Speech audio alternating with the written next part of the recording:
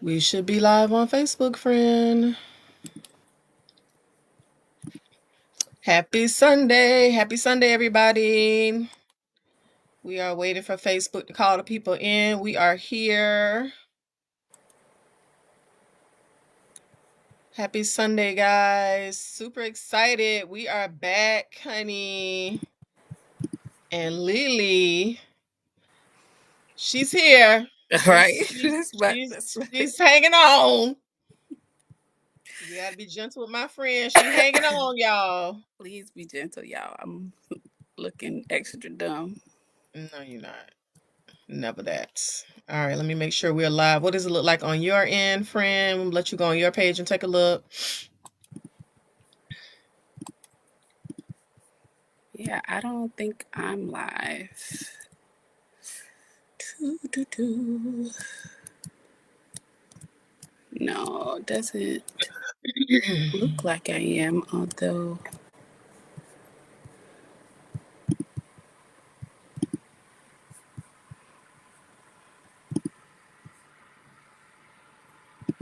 All right. Looks like I'm not live either. Hold on. Let me make sure. Oh, no, we're live. We are live.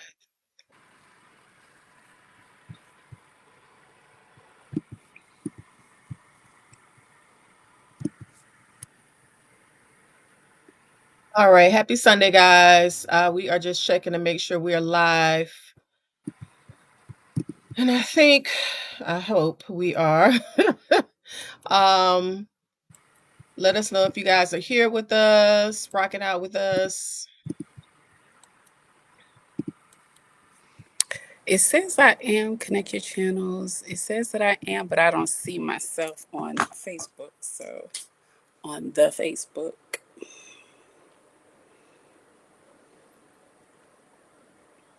All right. Give me one more second. Oh, yes, I am.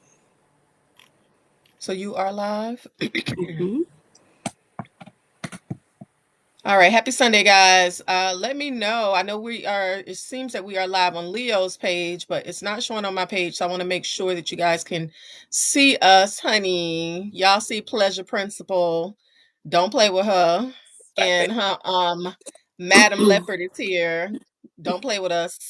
We back and we ready to We play. back. Mm-hmm. Happy Sunday, guys. I don't know. It's not showing live on my page. OMG. Do me a favor, guys. If you are on Leo's page and you are friends with me, do me a favor. Head over to my Facebook page and let me know if you can see me at all. You are live. You can see me live, friend? Mm-hmm. Okay, cool. Cool, cool, cool. All right, y'all. We here. We here. It's Sunday. It's a new Are you month. not seeing the comments? Everybody says looks good. You're both live. All right, Hey, great. Kiara. Hi, Great, great, great, great, great, great. Samira. Hi, Deanna. Oh, here Hi, we go. Here we Kathleen. go. Sorry, I'm doing too much right now. Clearly, honey, when I put on leopard, I turn into honey Eartha, baby. Don't play with me. So I'm gonna try to behave today. And we're Contain talking about pretty, yourself. so she's feeling real pretty. Don't play with her. Hey, Kathleen. Hey, Kiara. Hey, Shake. My Bookie Shake is here. Deanna. Hey, Bookie Bud. Christina. Hey, my love. All right, so we are live. I'm super excited, guys. Thank y'all so much for joining us on this good Sunday. I'm super happy. My friend is here, y'all. Malili, baby. Listen, friend. I don't know. You want to let the people know what was going on, just a little something, or are we okay? How we feeling? I'm fair. I'm fair. I am still pretty sick. I have walking pneumonia, which is so raggedy, but up the alley of what's been going on. But I have been trying to speak very kindly to my body and be nice to Yes. her. But she is She she's be acting up struggling. sometimes. Yeah. Hmm. Yeah. So That's I'm good. here. I'm here. I am happy to be here. I Yeah. did miss everybody, but please excuse me if you hear me coughing. If you hear me struggling and straining a little bit, I'm still trying to get well. Yeah, yeah, and you look amazing, friend. I look Um, okay. you do. Hey, Deanna. Thank you. My boo is here. She said her favorite print next to camo. Yes, yes. Tarsha said, please take care of yourself. Walking pneumonia Thank is no you. joke. Thank you, Absolutely sweetheart. not. Absolutely not. Yeah. So we are super excited, guys, to be back. We missed you all last Sunday. We were talking, and the conversation, we decided to continue with it, and we were going to do it last Sunday. And then my friend had to honor her body, and I honor her. So we're going to continue the conversation, but take it on a different route, so to speak. We are talking about being pretty, honey. We're talking about the privilege, not the privilege. We're talking about the pressure to be pretty, because I'm pretty. And and we're also talking about the price that is involved with being pretty, and we are going to be referencing some celebrities, but obviously these conversations are really about how all of it reflects us, and the large community at whole. So we're super excited about that. Yeah, for sure. Hey, Andrea. So yeah, friend, we're gonna go ahead and get started. Because Or we want to make sure we honor you guys' time. So of course, like I said, welcome back to Leo. And you guys know Leo and I started off our conversations dealing with all the fun and fabulous things. And so we are going to jump right into our favorite things. These are the things that are Yolante and Leo, or Leo and Lante approved. And you guys know, whenever the top of the month happens, we always kind of like to do something related to the season or that month. And we are in a brand new month of November. We're getting ready to move into winter. And Leo came up with the lovely idea, which I love. We're gonna talk about our winter bath essentials. Yes, friend. well, I'm going to do body care, just a few, Body care, body care. Sorry, couple sorry, of sorry. body care Yes. products. Yeah. Yeah. So winter body care, and that is super exciting for me. Y'all know I'm really, really big on femininity. That's my huge thing. And I think one thing that a lot of us don't know when it comes to femininity is that the feminine is very cyclical. Like, we work in cycles. And so just like nature works in cycles with the seasons, our bodies do the same thing. So I love honoring the seasons and where we are, as it relates to paralleling with nature. So, fall is about harvest and sort of winding down and gathering all the things that you grew seeds for during the spring and the summer. And then winter is about the coziness and the resting and the replenishing. And so I'm super excited about that, honey. I don't know. That's why I felt like I needed to put my leopard on. I feel very wintry and warm, honey, because she's very wintry and warm. And so I'm Uh-huh. super excited about it. I'm doing too much. Okay, I'm sorry. I'm just really excited. And y'all know my birthday is December 31st. So I'm a winter girl. Winter is my jam. I like to rest. I like to replenish. I like to pour into myself. And so that's why I'm super excited. So yeah. All right, friends. So I'm gonna let you kick us off on your winter essentials. Okay, so and again, you guys, I apologize. I'm probably going to keep coughing. My voice is just so strained right It's now. okay, friend. So you guys, please forgive me. For those of you all didn't hear what I said, I have walking pneumonia. That's the reason why I was so thankful that Yolante was able to honor me in canceling last week. But I missed you guys, and I am getting better, but I am still really strained. So I know y'all Yeah. hear it in my voice because I hear it. So the winter for me is a time to really replenish the skin and do Mhm. kind of that work on the skin so that when you come back out of winter into the spring and summer, you have this kind of refreshed skin. And some Yeah. of you guys know that I went through a skincare journey with my face, but then I noticed that this area here, my body was starting to was looking ashy in compared to the rest of my face. And so my skincare, my body care products, I'm just going to do um, these two, but it's kind of this um, body serums that Mm. and body skincare. So the things that you do to your face, you should be doing to your body. So Right. Necessaire, I don't know if you all can see this. Necessaire has skincare for the body, and so this is retinol for the body, which is what we use on our face. and this is a hydrating body serum.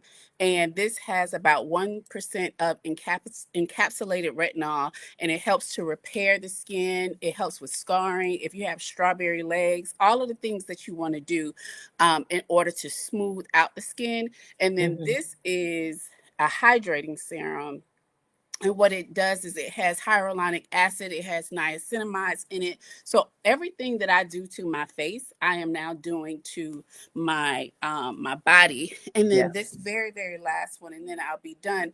This is an AHA BHA serum as well. And again, it helps with scarring, it helps with spots on your body. And I like to do this during the winter time because these are all products that are all pretty heavy, and both of these have kind of a smell. You all know I love fragrances. I know we're not going to talk about that today, but I love fragrances, and I don't want anything to be disruptive to this to my smell. And so I use all of this stuff at night, but it's also a good time to do this while we're inside and we're hibernating.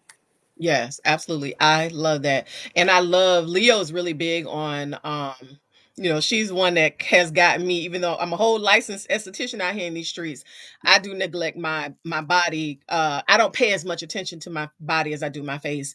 And it's so funny because I have been very intentional in the past couple of years about making sure I also have products. So anything with vitamin C, anything with a acid in it, like a AHA, like she said, a salicylic acid, any of those things are going to be great for the all of your skin. And remember, your skin is considered an organ. It's your largest organ on your body. So you want to treat all of it well. Thank you, friend. I love that. Deanna says whipped shea butter and castor oil, my winter go-to for skin. Ooh, that sounds so delicious and yummy. Yes, yes, and yes, absolutely. Listen, y'all, there's nothing like a well moisturized woman, honey. I love Deanna, a put in well. the chat, do you find that castor oil holds a fragrance that is distracting to your perfume? Because I want to Mhm. start using castor oil too, but I can smell it, and I'm just curious to know if you can smell it too. Yeah, for sure. All right. I love it. And guys, go ahead and also drop in the chat your winter skincare favorites. You never know. There may be something that you drop in there that Leo and I may want to use for ourselves. So I'll go ahead and share Yeah, mine. we would be wanting to So learn. yeah, absolutely. So um, listen, I'm about to pull out this big bag. Y'all know I do the most. Don't judge me. This is important, okay? This is magnesium chloride. It is in the salt family. If you don't know anything about magnesium, guys, magnesium is your friend, especially as we get a little more older and seasoned and have a couple more mango seasons, as my friend Trinette likes to say. Our bodies ache. Okay, especially after a long day, you need something to relax you, to get rid of those aches and the pains. Now, historically, y'all know our parents put us on to Epsom salt, and I'm a fan of Epsom salt. But Epsom salt, believe it or not, even though they're both cousins, Epsom salt is a little bit harsher. Some people actually break out and have rashes and dry patches with Epsom salt. So this is a much better alternative. You can find this anywhere, child. They sell it in CVS, Walmart, anywhere, Walgreens, anywhere. I got mine on Amazon because I like this bulk. This is a 5 pound bag, 80 ounces, and this was less than $20, and this is gonna last me forever. Okay, so you want to invest in some magnesium chloride flakes. It's nothing but dead sea salt. And I'll put the link to this one, but I really love it. You guys can see the benefits at the bottom. It helps improve sleep. Hello winter rest, right? It also is good for reducing stress and anxiety, and it's really good for more muscle. You'll see a lot of people sell magnesium like creams and pills and all that kind of stuff because it's really good for soreness and muscle aches. And it's more soluble for the skin, which means it breaks down in water better, and your skin absorbs it better than Epsom salt. So now, of course, y'all know, because I'm the queen of doing things luxuriously, I don't put this in my bathroom like this. So this is a little tip. It's a little hack. So you're going to take your Epsom salt, those flakes I just sold you, and you're going to put it in a nice container like this, okay? Because we are being luxurious and elevating our lives and creating moments, whether we are in the shower, the bathroom, wherever, we're always creating a moment. This is actually from my best friend when we first met. I still have this. She bought me, because she knows her friend, she brought me this container. And what I do is every time I run out of the salt, I just replenish it. I just fill it up. But I thought it was so cute. And then I have a little, you guys can see the little, I have a little gold. Let me take it out. I'm sorry. Because doing most. I have a little gold, little scoop. So bath time for me, guys, it's a whole, it's a ritual. And so please, you need to have rituals and times where you're caring on yourself. So that's number one.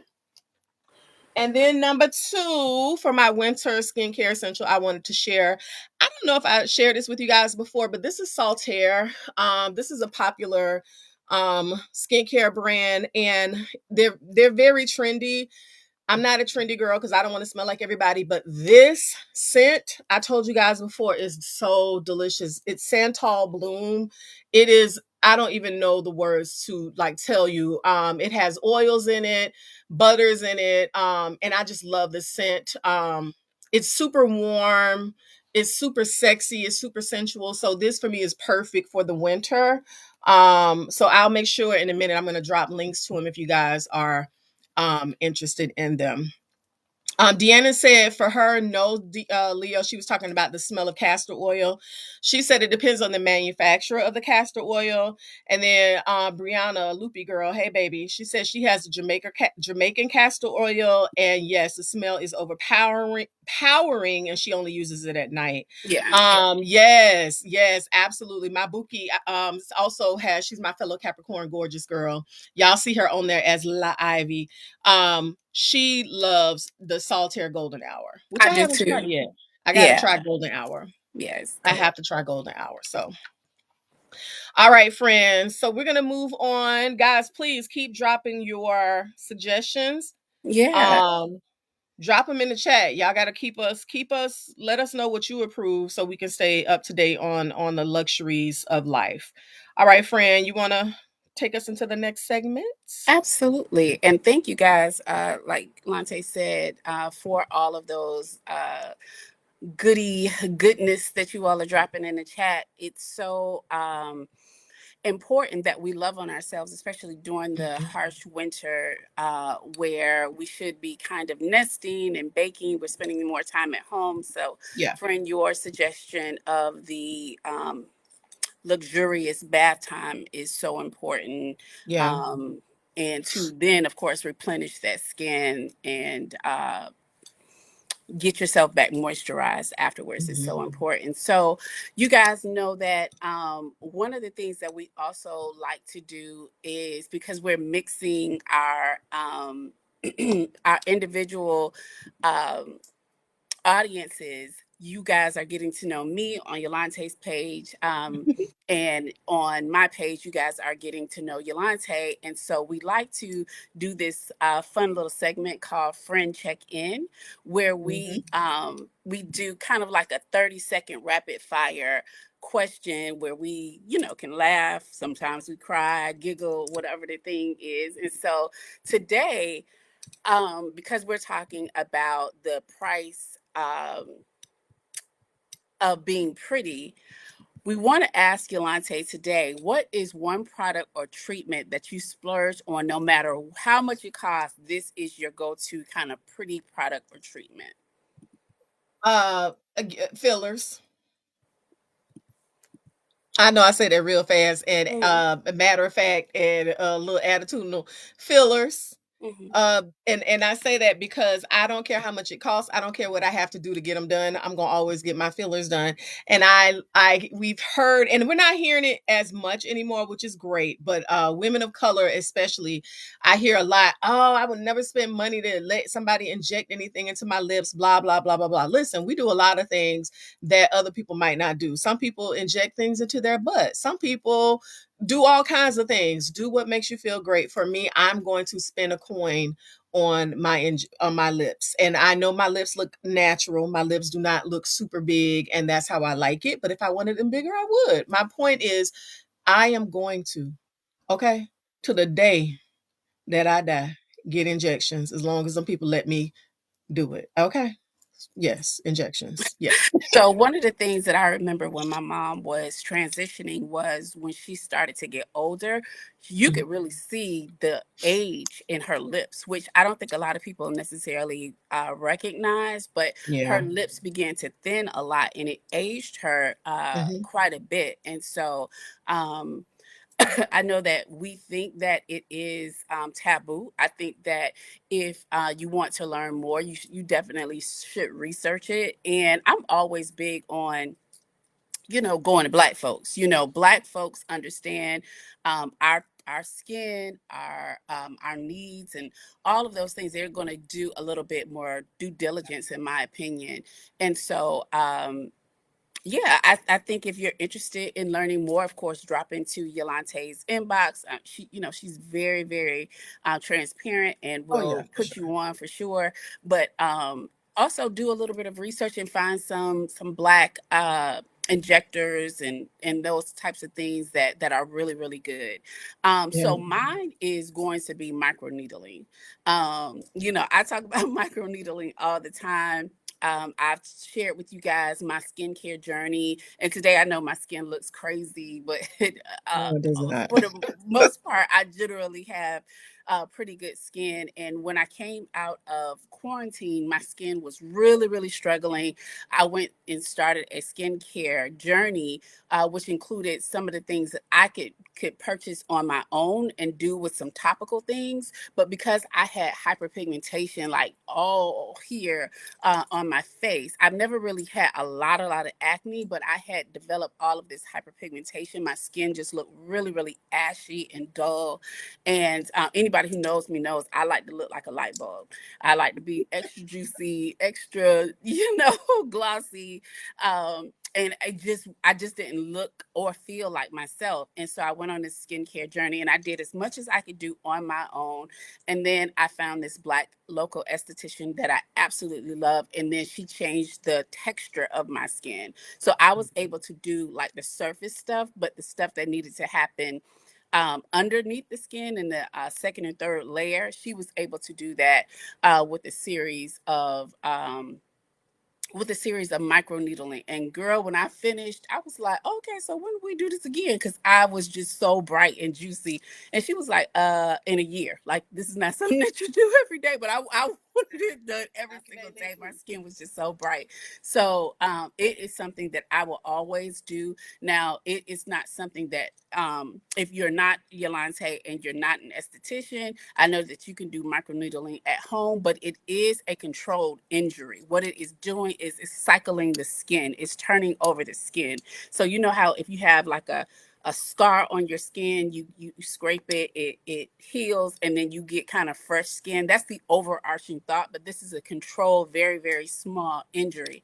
You don't want to do that at home, in my opinion, because you can puncture too deeply. You can really, really be harmful to yourself. So, in my opinion, you should, get a professional unless you are a professional. But I will always invest in microneedling.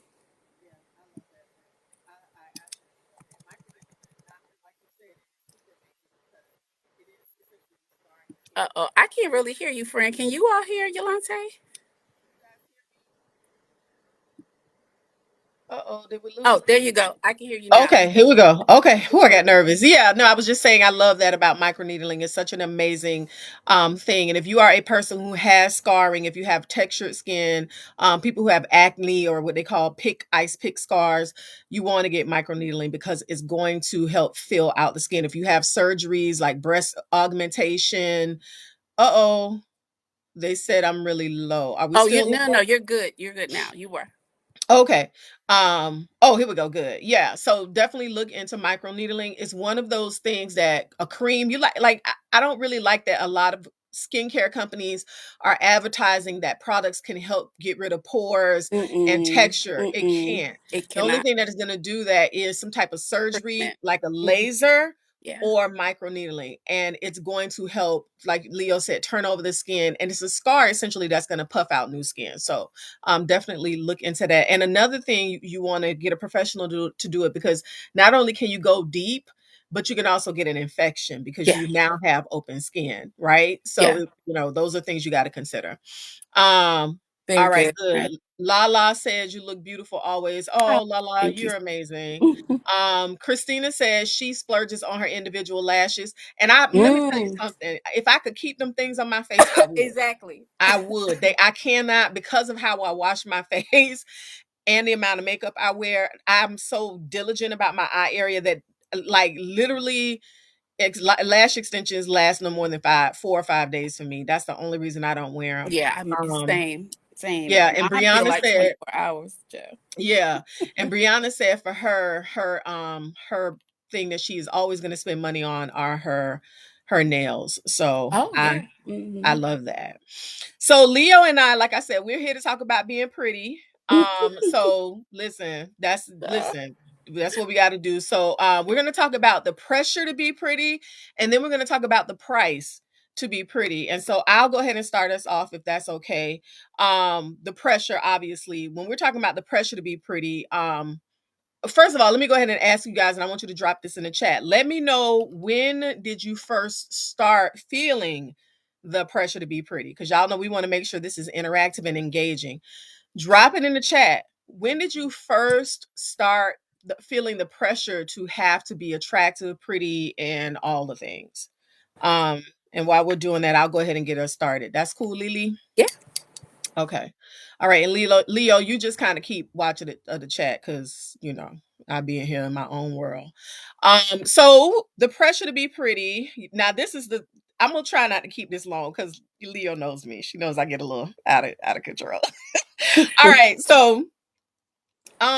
Yeah, so anyway, obviously guys, this whole platform is about us discussing celebrities, and there is no way we could discuss celebrities or have a conversation about celebrities if we don't discuss what they face. And obviously the pressure to be beautiful is one of those things, and that's also something that trickles down to us, the normal folk. So we know it's not new, but social media has definitely turned pretty into a full-time job, and not just for celebrities but us everyday folk, women, and even girls. Recently, rapper Glorilla reposted a tweet where a fan speculated that she had gone under the knife, to which Glorilla replied, delusional. So she denied it at first. She's also At been first. accused at first because she finally accepted it. She's also been accused of having her body augmented after recent pictures of her curvier frame surfaced, to which she adamantly stated that her new physique was a result of her hard work in the gym. Mm. And and then we all know our friend, my girl, Lil Kim, who has for years been open and criticized about how she's changed her face and body.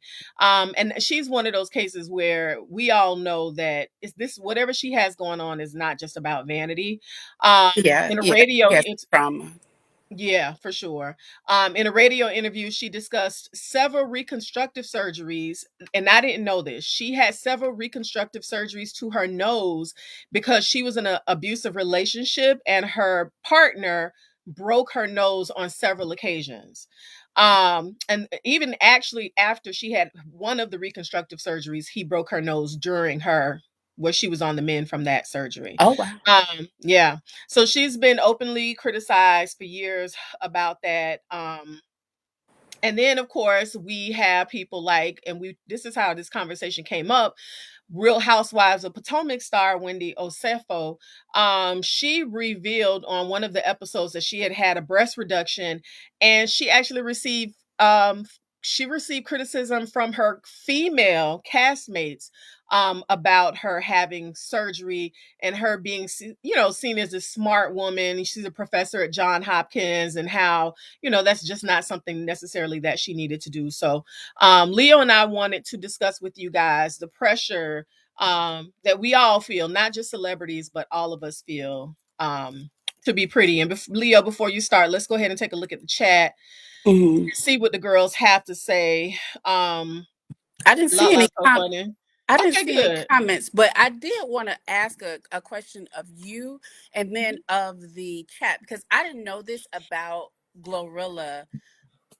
I didn't know that she initially denied it. I know that there was a question about her and this surgery, because when she came out, she had, for lack of a better term, and you guys please forgive me, know my heart, not my head when I say this, but she Mhm. had what people thought to be more of like a juvenile body, or almost like a, I've even heard other people say she had like a little boy's body, very juvenile when she first came out. You know, no curves, very straight up and down. You know, I'm gonna go ahead and show it on the screen. You guys can see what Leo's talking about right now. yeah, she wasn't breasty at all. So again, y'all, forgive me in framing it that way, but this is some of the things that we heard in the blogs said about her. So when she Mhm. came out now with this more voluptuous body, I'm finding it hard, as you said, that friend, to believe that she would have even thought that she could have denied it, because she was not curvy in any way. She had very, very, small bodily features, if you will. And so I'm curious to know from the people in the chat, from you, Yolante, do you think that celebrities have a responsibility to disclose if they have had any type of procedures? And I'm also particularly, I want to add on top of this, it could go into Mhm. also when you have a child, and this whole idea of bouncing back. And some women, they have they deliver, and then the next room they get wheeled over and have liposuction.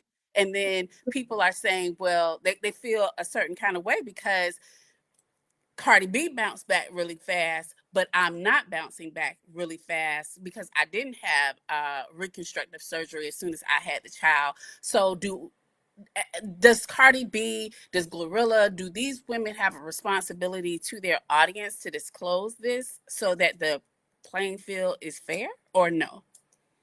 I don't.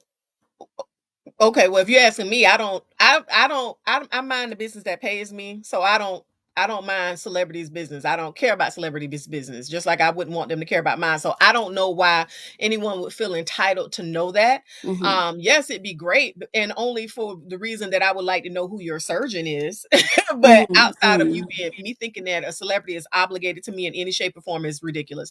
The only thing that you're obligated to for me as a celebrity is if I'm paying you for a service, which would be entertaining me, i.e., a concert, an album, blah, blah, blah. That's it. You're not, I'm not entitled to know all the ins and outs of your life. But I think that's just me as a person. Like celebrity, I'm not a girl who I don't I don't buy into celebrity. I'm a celebrity. In my own Mm-hmm. mind, I'm literally a celebrity. So I don't think anybody they're obligated to share that information with me.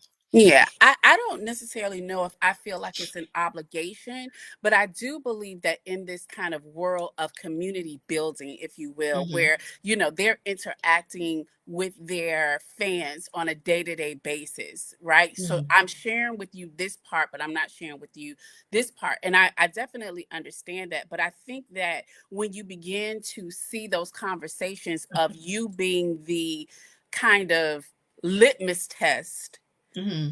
I do think that it's fair to add to the conversation and say, hey, you are using me as the bounce back queen. Let me stop this. Let me be honest with you guys and stop this. Yeah. Because again, that's what community building is about, right? It's about Hmm. some level of transparency. We're having a reciprocal and back and forth conversation. And so if I were in that position and someone was saying, well, Leo bounced back from having a child, and she did it, she did the hard work, and why can't you all do it? And it is possible. I, as a community builder, would have to step in and say, hey, wait a minute, no. I actually had surgery the day after I had my child. And Right. I think I would add to that conversation. And I think that omission sometimes is a part of a lie, if you will. If I just let that go on and I'm aware of that conversation happening and I don't step in with some truth, I just don't. I don't think I'm obligated as a celebrity, but I think I'm obligated as a part of your community. And if I'm bringing you into my community, I think that that reciprocal relationship and that transparency is important. I like that. And I 100% Uh oh, you are low again, sis. you got this, sweetie.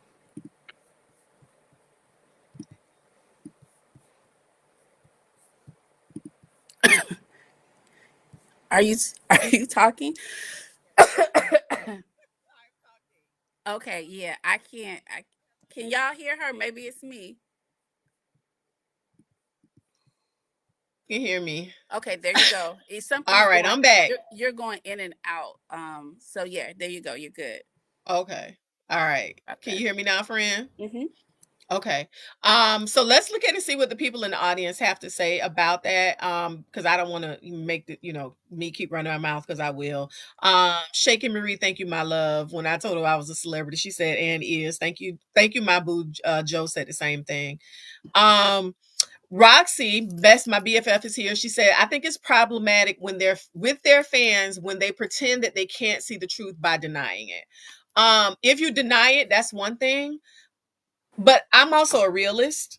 And I'm a person who does not believe that the female body, especially depending on the age, like if she's young, that's one thing. But the female body doesn't just bounce back after having a baby. So if I see you are snatched back like a Tiana Taylor right after pregnancy, I don't know, friend. Yes, because we're a community, I would want you to be able to share that with me if that were a question. I don't want you to lie to me and say that you didn't have the surgery. Now, I think that's, like Roxy said, problematic. But I just think here's the thing. I think that we put a lot of responsibility on celebrities. And I think Mhm. therein Oh is where yes. my problem with that lies. Mhm. You are responsible for yourself. You are responsible for your own growth. And if you are idolizing this celebrity and all that they do and allowing that to shape your decisions and things like that, that's the problem. And so, I, because I'm not a person who does that, again, I'm going to go back to my original point. I just don't feel like they are obligated. I do think they should tell the truth, or I don't think they should deny it. That's when mhm. you're wrong. But me just outing the information is no. And again, like you said, if it's something where something like you said, they look at you as a bounce back queen and you don't say, no, I'm not the bounce back queen. I actually had surgery. That's different. But stop idolizing people outside of yourself. I don't know. That's my opinion. So Yeah, now that part I totally agree. These people are not quote unquote your friends, but mhm. in the age of social media where we have this community building, I just think that either you're a part of the community or you are not. And Yeah, I think that's a part of the community. And we do see a lot of these celebrities being positioned as the kind of the litmus test for these things. Oh, you should work out like Glorilla and get your if you don't have any butt, get your butt curved. Well, yeah, oh, that's not exactly how she did that. And I think that because I only think it's embarrassing when you lie. So now the question for Glorilla is, why did you feel the need to not tell the truth? You are beautiful, you are talented, you're all the things. And so mhm, I think now it becomes this bigger question outside of just being pretty. Now we're having this conversation about the why behind why you made these decisions. Are you embarrassed by your decisions? And again, um, I think that's a bigger issue for sure. But I would love to see celebrities, when asked. I don't think that you need to disclose your medical records online. I definitely do not think that. But I think that if and when that conversation comes up, I think celebrities being a part of that conversation, I think is helpful. I yeah, really, really do. In this whole world of being a woman, womaning, all of the things, it's hard enough to do it already. And then if you are not telling the truth, you're not being honest. yeah. I think that additional pressure is just so compounding. So, um, hi everybody on my page as well. So, did you want me to start off in the because I wanted to ask that question, or did you want to move forward with some additional thoughts? No, no, no. We can move forward. Guys, don't forget if you can drop it in the chat. Let me know because we're talking about the pressure to be pretty. Let me know when you guys first started feeling the pressure. For you, when was it? Was it elementary school, middle school, high school, an adult? When did you guys have you never felt the pressure to be pretty? Let us know when you guys felt the pressure to be pretty. Yeah. Okay. Roxy said, or simply say, I'd rather not discuss it at this time. Right. Which we all know what that means, Mm, but yeah. for sure. All right, friend, you can go ahead and start us off. We'll let the people drop us in the chat. Okay. So I know that we discussed this a bit a few weeks ago about this pressure that Black women often feel that they have to show up, Yolante, wrapped in this excellence, wrapped in accomplishment. And aesthetics is a big part of that because it screams, I belong here. Mhm. Oftentimes, our pretty, Black women's pretty, isn't about vanity as often as it's about buffering against bias. And let's be real here. This pressure to be pretty is not necessarily all about uh I- this pressure isn't in our heads. I found a couple studies, Yolante, that show that in the workplace, those that are considered conventionally attractive, they actually earn 10 to 15% more than their equally qualified peers just for looking conventionally attractive, right? They don't have any additional skills, they're not more experienced. They're just aesthetically pleasing. So when we talk about this pressure to be pretty, it's not vanity. It's actually economic. It's structural, and in some instances, 10 or 15% of your salary, you can call that survival. And when we understand that, it makes perfect sense why some women consciously, Yolante, or unconsciously, they feel that they have to play this kind of pretty game, if you will. So I also want to talk about not only that study, Alante, but also this Facebook poll that I came across a few days ago. It showed two women side by side, right? So you have these two women, and one was woman A and woman B. Now, woman A, she was heavy set. She had no kids. She owned her home. She owned a car. She had a six-figure salary. She had a 401k, and a stable career, but she was heavier set, and just not stylish, right? Then you had this woman B. She was conventionally beautiful, right? She had been clearly enhanced. She had the hips, she had the breasts, she had the whole look. Her face was beat to the gods, as they say. She had three kids. She by three different men. She had no job, no car, and she lived with a roommate. And the question in this poll was, fellas, which one are you choosing? And of course, we all know, based on the context of this conversation, that overwhelmingly the men picked woman B. Not because she was going, she had a life together, or she was more stable, but because she was pretty, right? And so I used the workplace research and this Facebook poll to highlight that this pressure to be pretty isn't in our heads, Yolante. We've been conditioned through media, through music, through algorithms to prioritize aesthetics and desirability over character, over competence, over achievement. And women know this. Women see it. We see it. We see the corporations see it, the brands see it, right? The social media, we see the rewards that women who are pretty and have uh, uh, beauty over brains and body over brilliance, we see what Mm. they receive, right? So Mm. it's no wonder that a woman, as you said, Wendy Osefo from the Real Housewives of Potomac, there's no wonder why a woman who has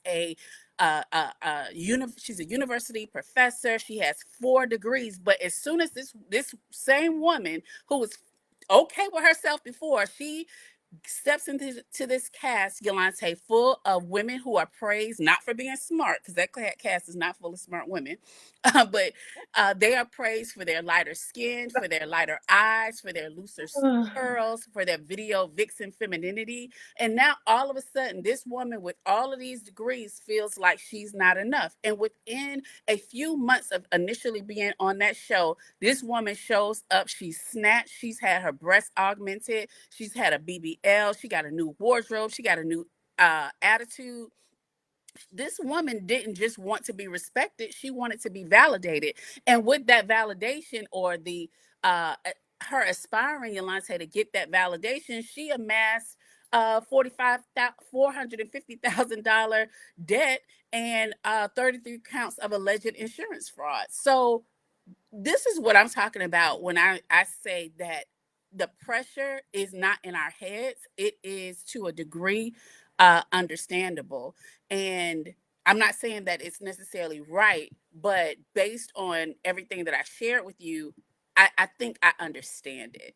And I just wanted to at least start a conversation there. So Oh, let's there look you go. at the. Oh, okay, here we go. Can you hear me? Yep. Almost there. Okay. So definitely got some comments in the chat. Roxy said this was to the question, when did you guys feel pressure to be pretty? My bestie said, honey, she never felt the pressure, honey. And she, my friend's Jamaican, so she grew up in a culture that embraced diversity in women's looks and body sizes. And honey, I know, honey, because the men be on me. And I'd be like, hey, leave me alone. The Jamaican men call me fluffy. Child, I went to by the grocery store. The Jamaican man told me to smile. He said, "You so fluffy, sir. If you don't get out my face, that's not a compliment. Get out, go on now. I just came in here to get my little sauce and keep it moving, keep it pushing, okay?" Sauce. And Deanna said pressure to be pretty really has always existed growing up in as a chocolate bombshell and is. I remember being called out for my well sought out after skin tone, sometimes positively, sometimes out of jealousy. I pretty much ignore it, but I acknowledge and that it does in fact exist. Yeah, we know it exists and we know it really has nothing to do with us. Right. That's just the society in which we live in, and our society just praises Eurocentric features, skin tone, all the things. Yeah, I don't know, friend. When you were talking about Wendy Osefo, I actually have a different perspective on her, which I'm going to bring up later. So I'm not going to discuss it now. But I don't know. I don't know if I necessarily view her changing as I mean, I know it's a part of pressure, but I don't know if it's all based on her seeking validation as much as being it's for her. I felt like it was economics. It was like if you're on the show, that's a part of what comes with it. But we'll definitely discuss that in a little bit. Guys, if you want to chime in on what Leo just shared, please, please, please, please do so. All right. Fred, I'm gonna go ahead and move on to my point if that's okay. Oh yeah. You know, y'all know and I'm so glad Leo said what she said because she tells us what the pressure is. And I know for me, I now look at things from a perspective of especially being an educator and a person who's taught children, where does this come from? Because for me, the pressure to be pretty started, I think, when I was in middle school. And I didn't feel a pressure, but there was an acknowledgement of how I fit into my little, microcosm and my little world in my appearance and my looks. And I also though think that's because that's about the time where boys start coming into the picture. And so I think for me that might have been what it was. Comparing myself to other girls and knowing that I was the big girl and all the things. So that's when I became aware of. I won't say I felt pressure, but I definitely became aware of it.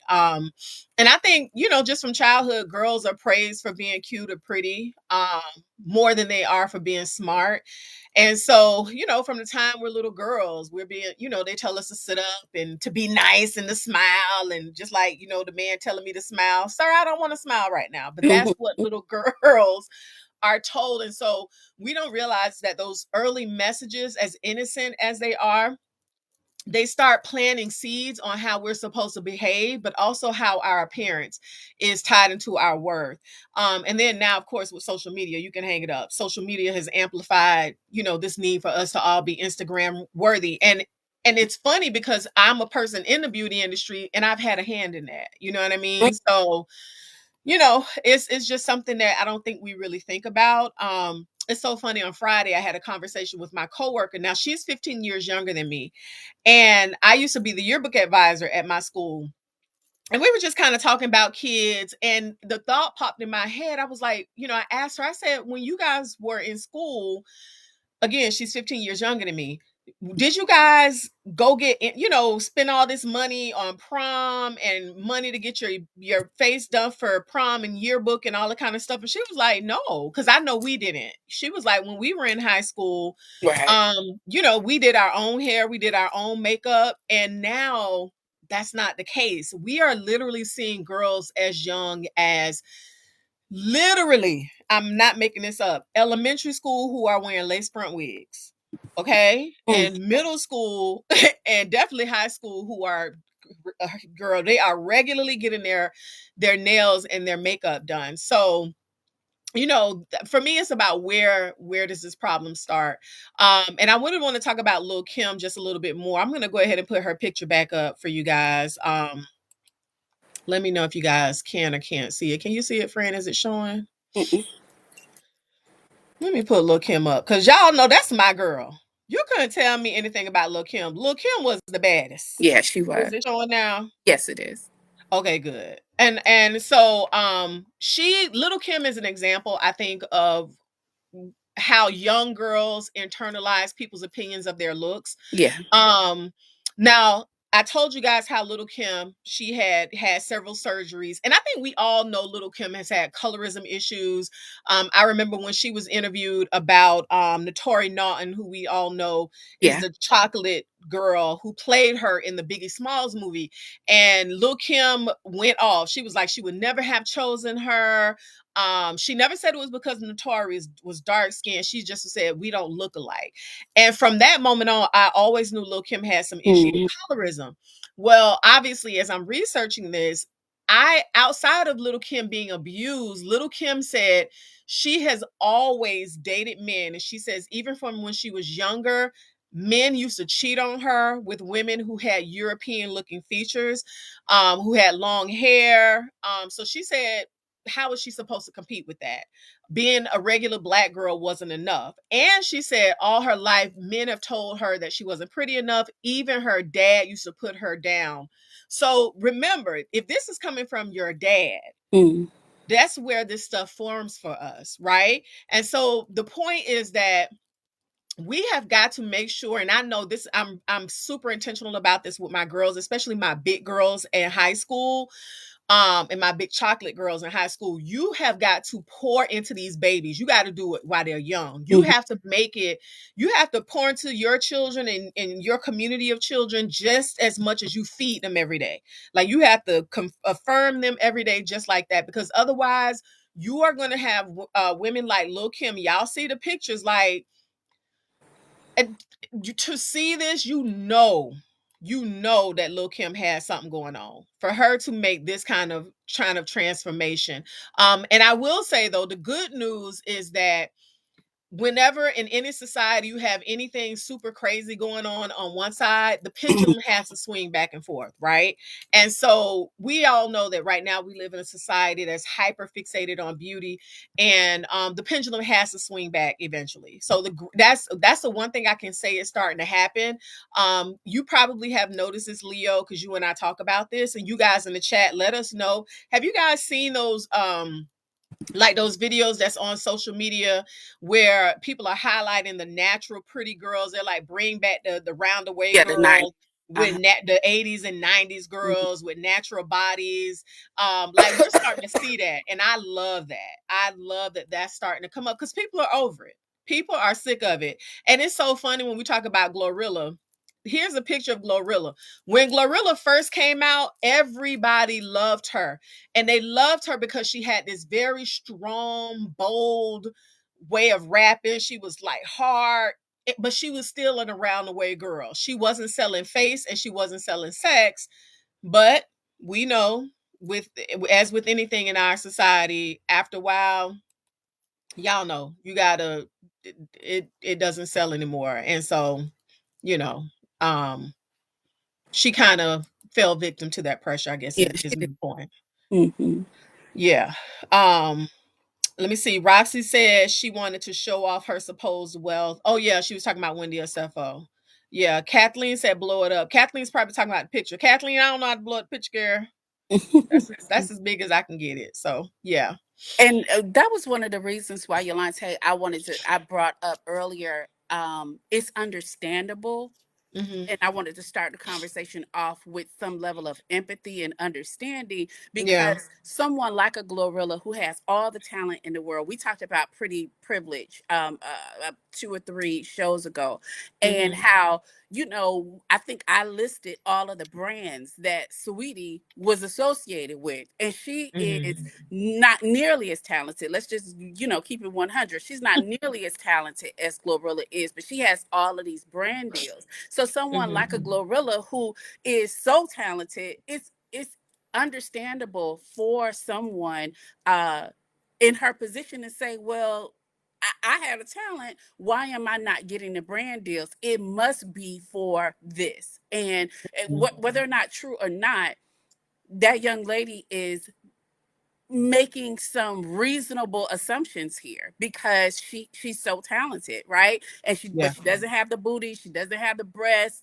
she doesn't at that point didn't have hair down her back, any of these Hmm. things. And so I think that that was one of the reasons why I wanted to bring up the fact that women are seeing the reaction to brands.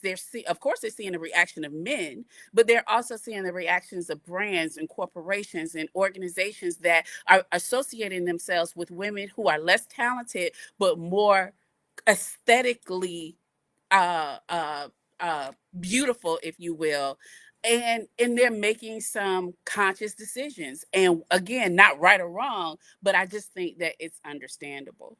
Yeah. And do me a favor, speaking of that, guys, drop it in the chat. Let us know what are some unrealistic beauty standards that you all are starting to reject, or you see society is starting to reject, or your children. Like, I noticed a lot of kids at my school are like, they like being, and I'm just saying, using this word, they like being weird, and when I say weird, I mean different. Like, they are cool, and they are totally cool with not following the trends, and I love that for them. So do me a favor, drop it in the chat. Let me know what's trends you guys see people are starting to reject as far as beauty. Yeah. Um, I definitely see BBLs not being. People are not child. People are calling it out, baby. Like, girl, you look crazy. Look crazy. Like, people are over it. Yeah. People are Yeah. people are really starting, I think, to be over it. I think the one I choose is the very, very, very exaggerated lashes. The ones where eight, Girl, I eight don't or even. That's nine. not no beauty trend. That's ghetto. That's ghetto. That ain't no trend. Nobody's doing that on purpose. Children are doing it because they don't know no damn better. Well, I have seen. I actually recently saw this woman get A her, grown woman. a grown woman, and not only were they, it was a lot of them. She was doing like 2 or 3 rows, and she was getting them professionally done. So somebody did this to her. She paid On for it, but purpose. they were also very, very long. So they like was hitting her, and so when she finished, her eyes were bloodshot red Yeah. because they Yes. were like hitting her eyeballs, and but they were huge. I mean, they were excessive. So, but um I do think that we're excuse me, getting away from that trend. I did want to make another point, friend, before I know we're going to go on to the price, but I did want to make another point about the pressure when we're done with looking at the chat. Okay. Roxy said no more. Don't do this, friend. You said what? Bessie said no more horse body BBLs, please. Yes, please and thank you. And I'm gonna also throw another one in there. No more the sideburn foolishness. Oh, This baby glued hair. down sideburns. That's mostly I see with young people, but I see some millennials doing it too. Please, Are you talking about the baby hair? Or are you the talking about baby hairs that's fully grown. Yeah, baby, you are 80. What is happening? There, What's going on? less we got to do better. This We is got to grown do better. hair. All right, friend, come on, throw us another point about the pressure. And then I'm gonna say my because I do have another point too. Go ahead and share with Okay. us And yours. I'll be fairly quickly. I just wanted to remind Black women, particularly Yolante, Mhm. that there is an organization or a group of organizations, a group of individuals who benefit from you having this pressure. And Yeah. so that is the reason why the trends change every day. It's a group of older white men sitting around in a boardroom in a untailored suit talking about price points and trends, and pushing trends through the media, and it's a very systematic and strategic thing that is happening. Mhm. Black Mhm. women are spending more on beauty than almost any other demographic, Yolante, not Mm. because we're trying to look like somebody else, but because we're told when we go into these boardrooms, when we show up, that we need to fix our big lips, we need to fix our exaggerated cheekbones, we need to fix all of these things, that we need to fix our hair. Meanwhile, Yolante, white women are borrowing our features, right? They Mhm. are being praised for being bold and edgy and desirable. That's not empowerment. That's colonization with a Mm. with a contour stick, if you will. I mean, Mm. let's just call it what it is. Our Mm. big lips and our curvy hips, our cheekbones, our defined brows, our deep skin, that they are literally killing themselves on a tanning bed to get braids, nail art. Let me side eye Marc Jacobs extra fast, right? All of those things that we were teased for, mocked for, sent home from school for, Yolante, we can't get a job at work for. It's now being repackaged and it's trending when it's worn on a white body. We can remember years ago when Raquel Welch, and then that's our parents' generation, but then Kim Mhm. Kardashian came back with the cornrows. And what happened, Mhm. Yolante? They got celebrated for it, right? Speaking of Yeah. Kardashian, she's built a whole empire on a black aesthetics, wide Mhm. hips, fuller lips, box braids, right? Mhm. Bodycon dresses. And it's being branded as her being innovative. Now, I'm not knocking Kim Kardashian, hey, appreciate the hustle, but what I want to lead black women with is what they do is called innovation. When they get it from us, and they frame that as ghetto, they reframe it on them as being innovative, right? Yeah. And so we cannot allow that. The game is rigged, but we also need to understand that the jig is up. It's our standard. The standard that they're talking about was stolen from us. It's Absolutely. been rebranded, repackaged, resold, and not only that, Yolante, for triple the price.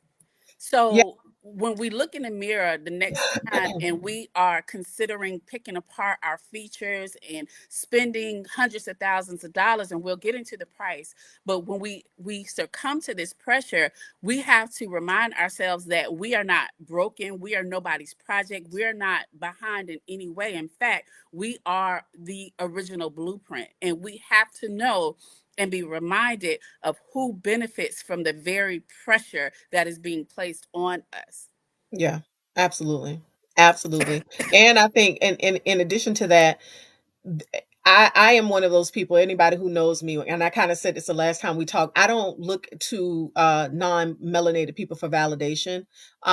Everything about me is the homecoming, and everything, all roads point back to me as a woman of color. And once we start realizing that and understanding all roads come from you and lead back to you, you are the homecoming, and they got to come home. They have to come back home to mama. And so I don't we are responsible for making sure, maybe where we don't have to go work for.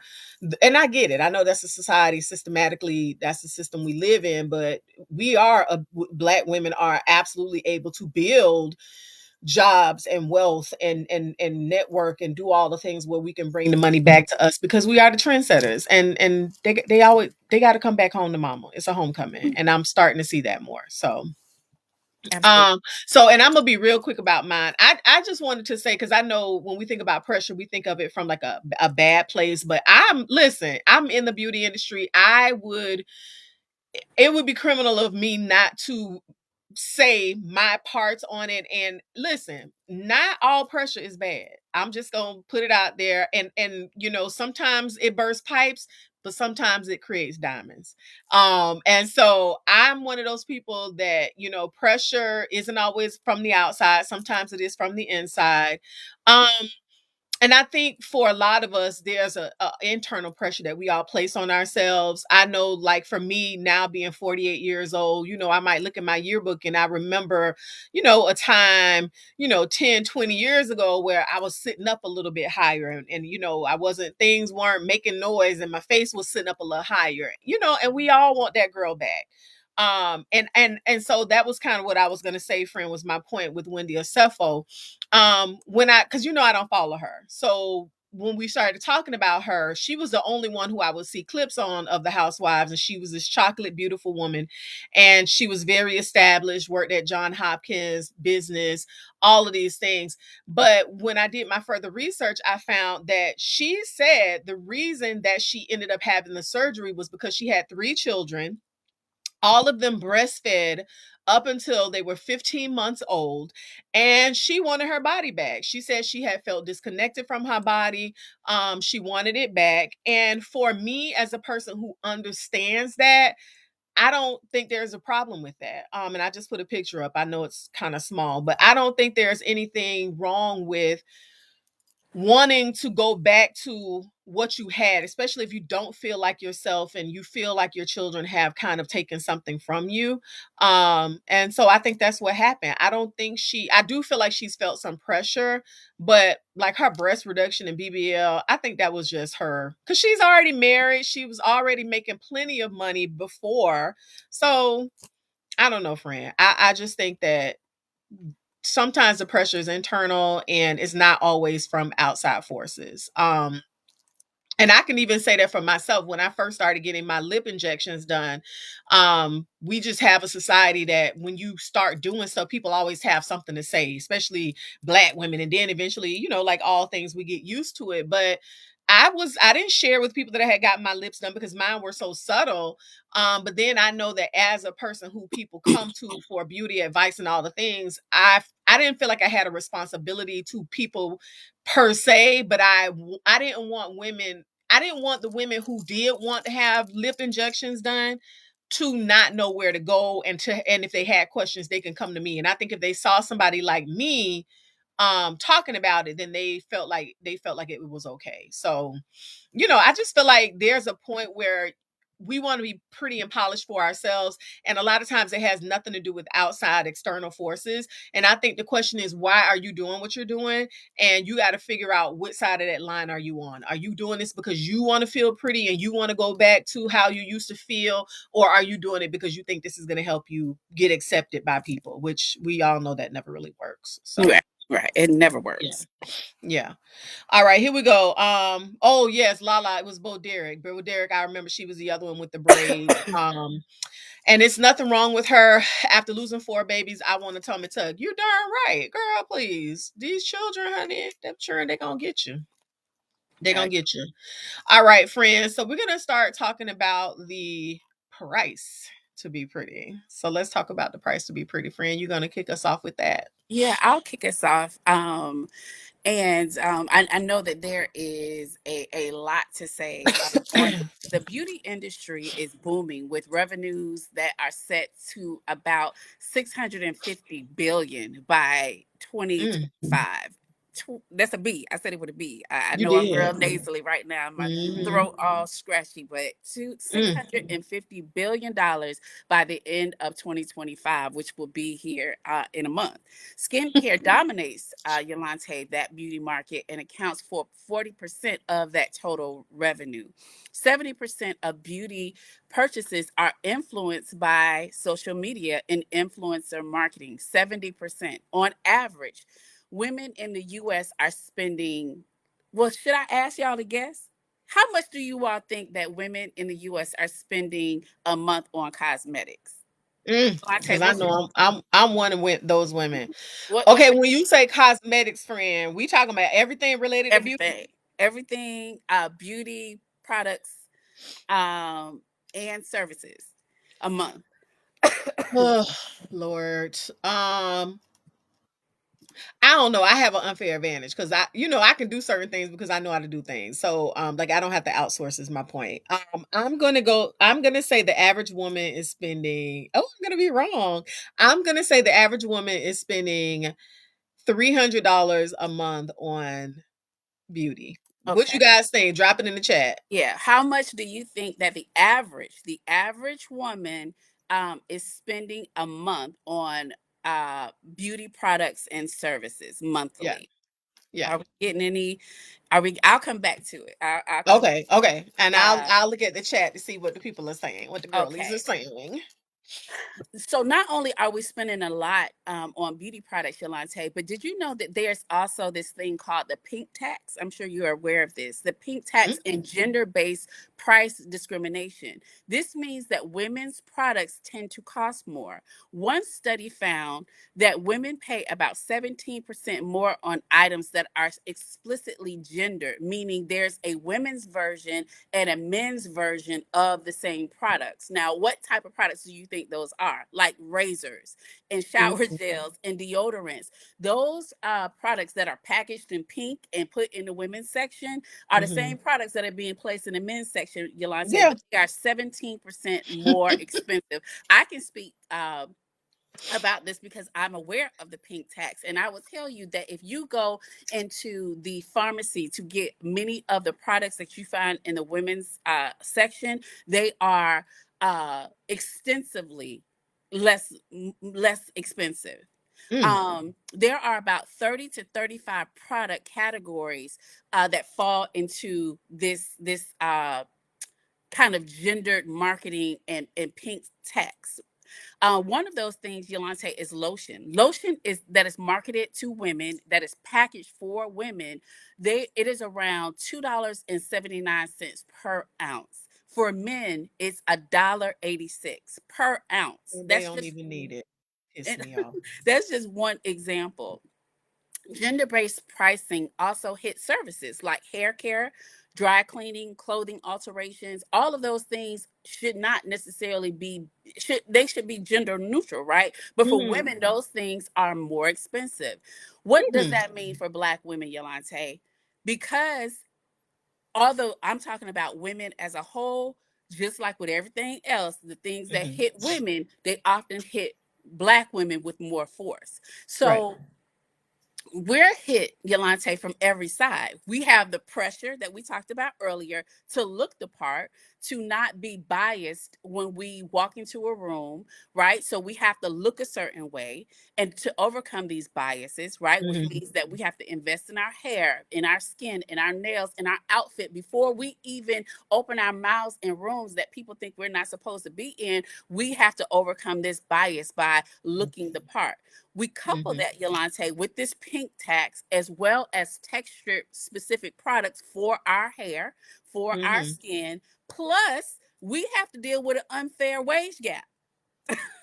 So this burden that we feel that other folks may not feel is even quadruple because we Yeah. are African American women, right? So Hmm. we have double the trouble, if you will, or triple the trouble. So yes, this isn't just about the pressure and the price, Yolante, from a vanity perspective. This is an Hmm. economic burden, and that burden is very heavy. So Yolante, we've got to talk about the literal economic cost of being pretty and give some real world examples. But I also want to ask the audience an additional question. I want to know, had you all ever heard of the pink tax before? And how many of you have swapped the women's products for men's versions of products because there was this extreme difference in price? And I will answer and say I go to the men's section to get my razors, and I wanted to show you guys this product from Cremo that hit TikTok, and everybody went crazy because it smelled so good and it was so inexpensive. This body wash here from Hmm. Cremo, Palo Santal, you get it in the men's section. Yolante, when I tell you this is some of the best lotion and some of the best nourishing body products that I have ever experienced, they smell so good, Hmm. and they have additional skincare and skin nourishing properties in them. They work really, really well, and they're in the men's section. And when I found out about it, it was like this. It went crazy on TikTok about a year and a half ago. Hmm. Girl, it was selling like wildfire because, for one thing, it was so inexpensive, and you know where it was, in the men's section. I was gonna say, but friend, you know me. I don't want to smell like my daddy. Friend, is that stuff strong? Cause Well, this one is because it's Palo Santal. So this one is, however, it's a plethora of products over there. okay, so they have other Yeah. scents that aren't Yeah. gonna And make you then smell like a man. you can get your deodorant that has no scent to it, but you're Hmm. spending at least $1 more per ounce on products that are marketed for women. Is the overall point of the pink tax, which absolutely Yeah. does exist. So I'm curious to know in the chat, did you all know about the pink tax, and have you all ever switched out products that are gendered marketed per gender to get some relief on that pink tax? So before we do that, let's answer that. Let's go to that first question because we did have some people that responded about the question about what did they think people women spent on average a Oh, yes, month. yes, yes, yes. Sorry So about Deanna said $500 to $800 a month. that. Lala said over $500 a month. Angel said 425 a month, and Teresa said 500 a month. Um, and then Deanna said, "Wait, average 10%, go net income." Yeah. So, friend, what's the answer? I'm So the curious. answer is $313 a month. That is the average woman, which annually is about $3,700. Now, with $500, you're talking about $6,000 annually. Yeah. But we're not that we talked about products and services, so we weren't talking about plastic surgery, we Oh weren't yeah, talking no. about Yeah. some of those higher ticketed items. We're talking about pretty much maintenance, Basic maintenance. which is exorbitant. And now since we're playing in the chat, I want you guys to tell me what you all think that the average teenager between the ages of 7 and 17 what they spend. Mm. And friend, I'll let you go ahead and I'll monitor the chat. But now let's go to the teenagers. How much y'all think they're spending on their Yeah. skincare routines monthly? Yeah. So friend, you want me to do mine or you want to talk Yes. to answer the question about the pink tax? Yeah, I want to know about the pink tax. So I'm gonna say for the pink tax, I had never heard of pink tax before. Hmm. So obviously I've never bought in the men's section. So now I am going to check it out and see. Because hello, why am I paying $3 more Or the pink bottle. That's really what for the you're doing pink bottle? because Well, it's marketed. Well, no, let me be quiet because I am a sucker for pretty packaging. So we're Mm-hmm. gonna go back to this little thing right here. If I bought this because it was pretty. It's gold, see and then it's pretty. So I'm not, yeah, Okay, I so don't I'm know. going to say two things to you. One, you can repackage, right? Because you have pretty bottles Yeah. all over your home, or you can go and get some pretty packaging, just like you did with sea salt, right? And I Yes. know you could because you did it with the sea salt. So I would say Yes. that. And then the other cheat code is to go into the pharmacy. So a lot of the things that we need, Mhm. like cotton balls and just smaller things like that, also check the pharmacy, which is something that I do as well. I am a luxury girl, but because I come from the industry of marketing, which includes packaging and pricing, I don't fall Mhm. for every single scheme. And so I Right. did know about the pink tax, and it's something that I've been doing for years. That's see now this is the thing about Yolante and Leo. You're gonna learn something. Oh Now yeah, you can't say you're gonna learn something, baby. You're gonna learn you gonna something on here because are now you we gonna got some learn something and you practical gonna laugh? You gonna laugh a and little bit too now. you gonna giggle. I've been Okay. coughing and I think hacking that all is over the place, crazy. so we ain't been laughing so much, but you gonna learn something. All right, here we go. So in the chat, let's see what we got. So yeah, most of the women friend they never heard of it. Mm. Um Lala did say Primo does smell good though. So she's heard of that. Angel says she does go to the men's section for her razors also, which is cool. Um, oh, Roxy, duh. She worked at Consumer Reports. I forgot about that. So she knew about pink tax because she used to work with them. Um, Natalie says she didn't know about pink tax. She sticks to women's products. Yeah, most of us do. Um, yeah, and then Deanna said yes, she knew about pink tax. She has not intentionally purchased men's items though, so she has have done it before, just because she liked the item. Hmm. Teresa said yes. Teresa said, "Honey, we teaching tonight, girl. Listen, I didn't know, girl. We all learning. This is why you got to have you a Leo on your team. Y'all Oh, better stop playing. Stop playing." All right. So All right, so I'm going to go ahead and talk about. Thank you, friend, for that. So I'm going to talk about the financial cost again. This may be a little different, but so listen, Cardi B, a very colorful Cardi B was quoted, and I'm just reading what she said. Okay, this is not the early 2000s and shit where you give a B $100 to get her mother effing hair done, nails done, her eyebrows done. Some Okay. bees want gel, and some hoes like me want Swarovski crystals. So that about there is $200 feet and nails. You know what I'm saying? The wig is about 800, 500. It really depends on where you get it from. The styling is 200, $300. So just that alone is $1,000. And I quote, that's from a very colorful Cardi B. So Yeah. listen, we know that it costs to be pretty. It is not free. Hair, nails, facials, lash extensions, gym memberships, clothes, makeup, facial procedures, honey, it all lasts up. And I will be the first to tell you, Leo asked earlier about my procedure that I will never give up, and it's fillers. For me, I can spend anywhere from $2,000 to $4,000 a year, and I have no regrets on getting my fillers. Hmm. But I'm also a mindset and perspective girly. So for me, I look at everything as, is it an investment, or is it a cost, right? So for me, I don't see beauty, I never have seen beauty as a cost. I see it as an investment, right? Because I'm a person that subscribes to the belief that if you look good, you feel good. And we all know that saying. I know for a fact that if you look good, it can shift your mood.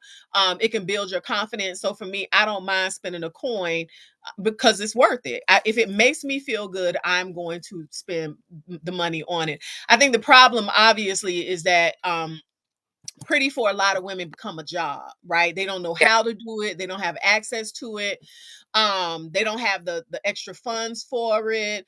And for some women it can feel like a prison. I again have an added benefit of being a makeup artist, a esthetician. I know how to do my own makeup, I don't have to outsource those things, so I get it. But I think for this overarching picture that we're talking about, the price of being pretty, the real issue, if we're being honest, is that the bigger problem that needs to be addressed is lack of self-esteem. That's it. Mm. And if I can take my lashes off, if I can take my makeup off, and if I can do all those things and I can still show up here for you guys and not really scrutinize myself, that's when you know. And I'm not going to always say that it's been that way. I'm a person who would never leave my house without makeup. I ain't going to the mailbox without makeup. Now I can. You know what I mean? Because of the growth and the work and the healing that I've done on myself. When you become actual self-actualized and you understand, I really do understand that I'm a vibe, right? And this is not me sounding arrogant. This is me knowing who I am. I don't have to have on any of this stuff. No leopard, even though I look cute. No glow. All of that stuff can go. I'm going to still be a good time. I still have value and worth, right? So I don't look at pretty the same way I think that most people do look at it traditionally. And honestly, being pretty or the process to get pretty is therapeutic. Everybody who knows me knows that that's my me time. When I'm sitting and doing my makeup, especially in the mornings, that's my 20 minutes that I have to myself where I get to sit and meditate. I get to sit and get my downloads. I get to reflect. I get to talk with God, pray, all the things. That for me is therapeutic.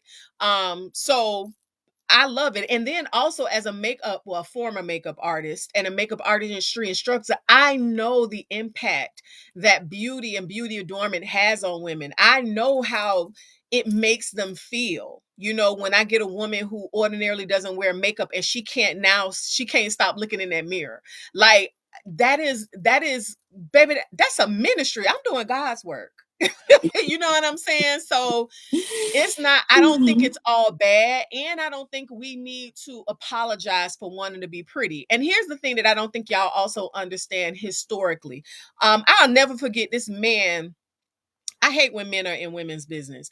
I posted something and it was a picture of a woman who had gotten her makeup done, and this guy came in the post and he said she looked prettier before, or why is she wearing all that makeup? And I was like, sir, I politely walked him out of my comments. Sir, stay out of women's business, because historically women, and y'all need to know this, women have been playing in makeup for thousands and thousands and thousands and thousands of years. This is nothing new. This is not something we all invented. Makeup has been around, beauty adornment has been around. It's not all about looking differently, it's a feminine act. And that's why I love it.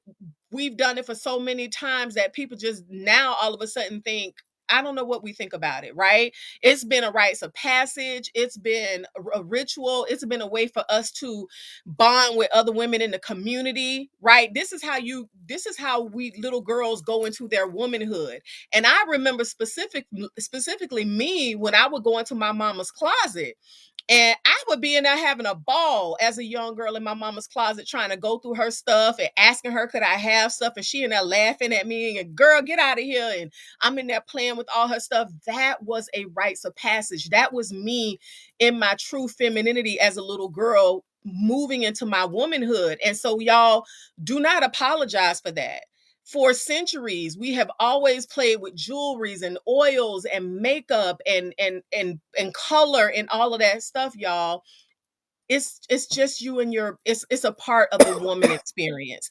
And I'm just not going to be a person who's going to feel bad about putting on lashes and makeup and peacocking and putting on my jewelry and my oils and smelling good, cuz it has nothing to do with me trying to fit in. It has everything to do with me exploring my womanhood and my womanness. It's sacred, it's a rites of passage, and it's playful and feminine, and that's what I'm here for. So yeah, I'm sorry. That's my point. Y'all know I get to preaching. So for me, there is no cost to beauty.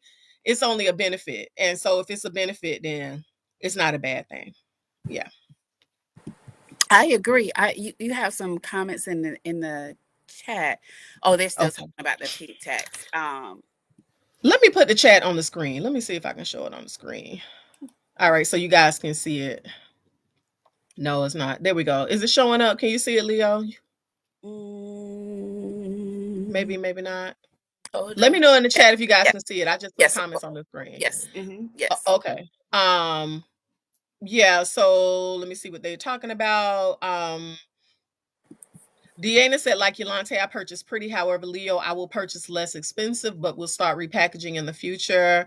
Yes, absolutely. Kimya said, yes, I knew about this pink tax on all women's products. Yeah, Lala, I think she said amen, because honey, girl, I done got in there and started preaching, child. Because this is a rites of passage. This is, and men need to get out women's business. So if a man is telling you not to be pretty, I got a problem with that anyway. So So I totally agree with you, friend. I hey also Mo. I'm sorry. What'd you say? I'm sorry. I was saying hey to Mo. Oh, I'm also a person who spends on pretty. Absolutely. I Yeah. mean, I am a Sephora member, like some of you all may be. I've been one for years, and in order to be a Sephora Rouge member, and the Sephora sale is going on right now, you have to spend a minimum of $1,000 a year in order to be a Rouge member. So, and I've been one for a long Rouge, not the time. Rouge brand. and, Yes. and and if you don't believe me, you could go back and watch any of our videos where I'm in my bathroom and there's a whole wall of products behind me. Yeah. So uh, I absolutely, I don't necessarily believe in, but I spend on the things that I enjoy. I'm not looking all that pretty right now, coughing and hacking all over the place, but I definitely Girl. believe in investing in skincare and my body care and fragrances. I don't believe in being silly with it, and I'm not going to again spend extra money just because you made one razor pink and the other one blue, and that one is Right. $5 cheaper. I'm not going to be Mm-hmm. silly, but I absolutely understand spending on the luxuries that make us feel cared for, especially in the space that we are in today in this society. But here's where the conversation for me shifts, Yolante. When skincare, it used to be the routine, but now surgery is the starting point. right? Mm, Or where these treatments are the starting point. So I spoke earlier about microneedling, right? But I say this all the time. And the reason why I always frame the treatments that I get is because I remember, and Yolante went with me through this process. I started off with doing what I could do first, right? So there was some work that I needed to do on my face, get into a skincare routine. And I did that for 4 to 6 months before I went to see an esthetician because I had a responsibility and I there were some things that I could do. Treatments were not my starting point.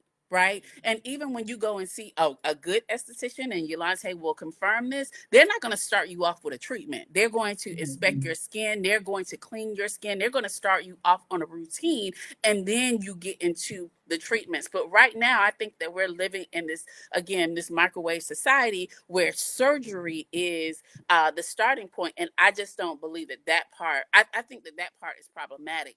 Our baseline has changed. What used to be extreme before Yolante is now expected.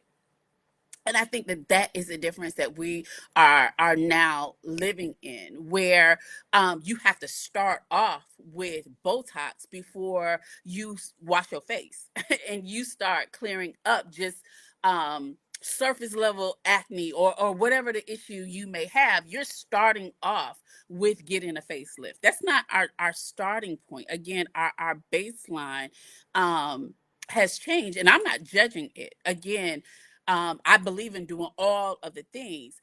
However, I think that my the thing that I'm questioning right now is how quickly enhancements have now become a requirement. That mhm, is the part that I push back on, right? mhm. Spending on pretty is not the issue. But if we start, our starting point is a scalpel. Yeah. I'm questioning who moved our post. That really is my question, because I'm going to invest in beauty every day and twice on Sunday, but I'm Yeah. not going to lose my sanity on it, and I'm not going to lose my savings starting at a place, because if I start at the scalpel, where do I go to? See, if I Right. start off washing my face, then I can go and get in a strong skincare routine. Then I go to an esthetician, and then she advances this process for me. And then I go to the injector, and then you know what I'm saying? There's a process to this. But if I start off getting a facial, where do I go from there? And so that's probably my question for all of this. Well, that's making me think though, friend, because now that's one of those, those philosophical questions: which came first, the chicken or the egg? And I think, because I understand what you're saying, but I also know that society, and you'll correct me if I'm wrong, when it comes to consumerism, they come based on consumer needs and desires, right? We live in a society, because it is such a microwave society, that people don't want to be patient. I don't want to go through, especially when I tell people about how long it takes for their skin to clear up with just minimal issues like acne. I could say, no, it's going to take you, 3 to 4 months before you see results. And then they're like, no, I'm going to skip that and I'm going to go straight to getting microneedling. So is that, like, where am I the problem in this, right? You know what I mean? Like, where am I not being patient and understanding that I don't have to rush straight to the scalpel? I don't have to go and have a BBL. I can go to the gym and do squats on my glutes and get a little booty back there, right? So I don't know if I understand that the society we live in is one where, because society has become a microwave society, there's an expectation there, but I think we the problem. And when you say we I the think we the problem, problem. you're speaking about yourself from a perspective of being in the beauty industry. And let me say that I can speak from a professional in the marketing agency industry. You're less of the problem. I'm more of the problem, because what you don't understand is that people in marketing do a whole bunch of consumer research, and a lot of that consumer research is investigating and going through the process of understanding where your emotional gaps are. And that's the reason why those products pop up. And that's the reason why we then will position a thing to say you don't have to wait anymore, because your issue isn't that you have acne. It's the issue is that this girl over here does not have acne, and I'm gonna push her into in your face so much that you're going to want to get rid of your acne tomorrow, right? Yeah. And so this, a lot of this has to do, the consumerism has to do with the starting point, which is emotional marketing. Absolutely. And that's why Yolante's moral of the story is get your self together, because all roads do lead back to you, so Correct. that you are not marketed too, because that, I'm still going to say, I am still responsible for that.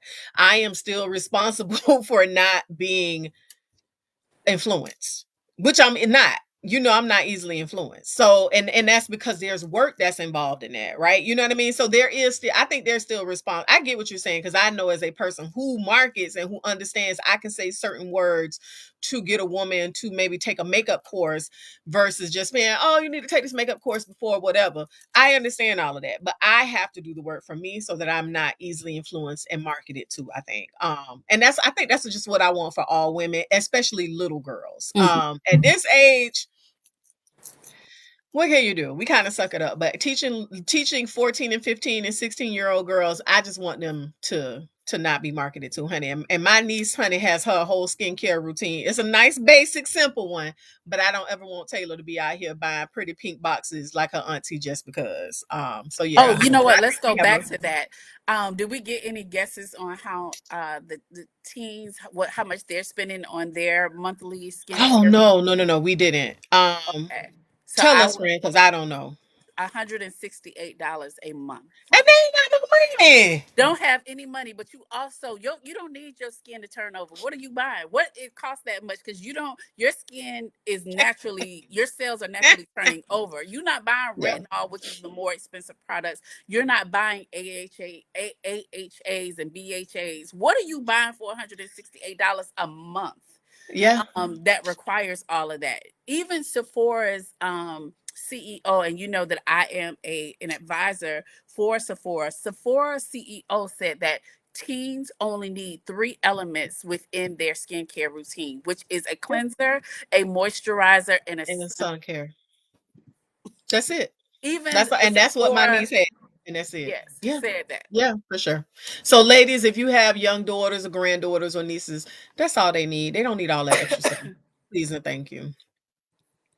Okay, so friend, we're gonna move on to the next one. So, because yes, it's about that time.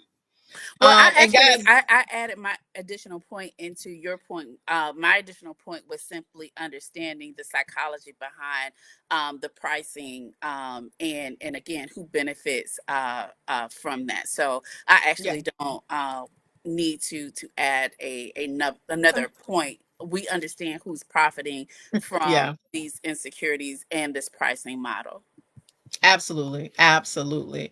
And guys, listen, let us know in the chat what your thoughts are. You listen, there is an emotional cost. Now we talked about the physical cost, and for me, it's not a cost, a financial, not physical, financial cost. There is obviously an emotional cost to the beauty industry. It can affect us emotionally, physically. We've seen that with people like K Michelle. Let me go ahead and pull her up. We remember our girl K Michelle. Let me know if you guys can see it. Is it showing, friend? Mhm. It It's is. small, but it's there. So we know she's endured years of corrective medical procedures. And it's so funny because we all know she had gone through that back in 2018 where she had black market butt injections, and they ended up traveling to her lower extremities, which caused some health concerns. So that's what forced her to get rid of them. Um, and of course, during that process, she did provide her fans with updates on the journey, and we kind of saw what she went through. But what I did not know is the extent of the surgeries that she had. She had to have 13 surgeries in 1 year, and she said I did all of this. I almost lost my life over an ass, right? And she also says she was one who developed low self-esteem, and she did all of these things to her body because of the pressure from the industry. And again, there's a deeper or higher price that we all pay emotionally. Guys, when we are disconnected from our authentic selves, and we're trying to meet somebody else's standard or look like somebody else, you're never going to be happy. You're gonna always be on this, what do they call it, that hamster wheel, trying to keep up because the trend is always changing. Yes. Every generation is something new. One week we like them slim thick, the next week we like them thick, the next week we want them BBL, then now we want clean girl, now we want the naturally classy girl. You're never gonna catch up. And Thick so, like I, eyebrows, thin yeah, eyebrows. Now you done invested in yeah. microblading. Now you got to go and get it taken off. Exactly. And so the point is, with all of this stuff, if we just take it off the table and simply go back to asking ourselves the very simple question of why? Why am I doing this? You have got to be with everything you do, whether it's beauty, whether it's purchasing a new vehicle, house, whatever, dating a man.